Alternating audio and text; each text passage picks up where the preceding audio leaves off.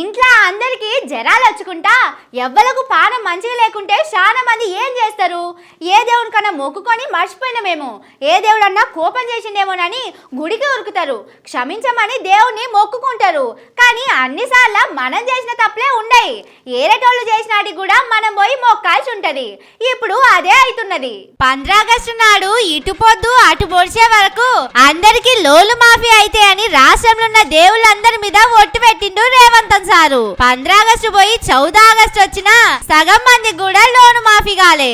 ఊరూరికి పోయి దేవుళ్ళ మీద ఒట్టు పెట్టి వచ్చినాయనే ఇప్పుడు మాట తప్పిండు. దేవుళ్ళకు మొక్కుకొని అందులో చిన్నగా ఏదన్నా తప్పుతనే మస్తు భయపడతాం. కానీ సారేమో ఒట్టు పెట్టి మొత్తమే మాట తప్పిండు. ఇప్పుడు దేవుళ్ళకు ఎంత కోపం రావాలి చెప్పుండ్రి. ఆ కోపంలో చెప్పిస్తే మనం అందరం మాడి బూడిదైతాం. అందుకే ఆ దేవుళ్ళందరి తానికి పోయి దండం పెట్టొస్తానని అంటున్నారు హరీష్ రావు సారు. హైదరాబాద్ పెద్దమ్మ తల్లి కాంచెల్లి బాసల సరస్వతమ్మ దాంకా సారు ఒట్టు పెట్టిన అన్ని గుళ్ళకు పోతానని అంటున్నాడు.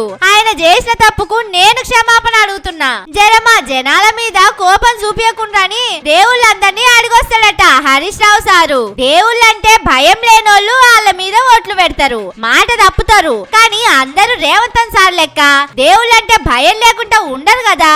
అందుకే దేవుళ్ళు శాపం పెట్టక ముందే పోయి వాళ్ళకు శాంతి చేసొస్తానని అంటున్నాడు. జనంతా జల్దిన పోండి హరీష్ సారు. ఈడికే ఊర్లలో జనాలు మస్తు భయపడుతున్నారు. ఈ మోతవారి ఇన్నొద్దులు గ్యారంటీల పేరుతోని పబ్లిక్ నే మోసం చేసిందనుకుంటే ఇప్పుడు ఓట్లు పెట్టి దేవుళ్ళ కూడా శటగోపం పెట్టిండు. అందుకే జల్దిన దేవుళ్ళందరినీ శాంతింపజేయాలి.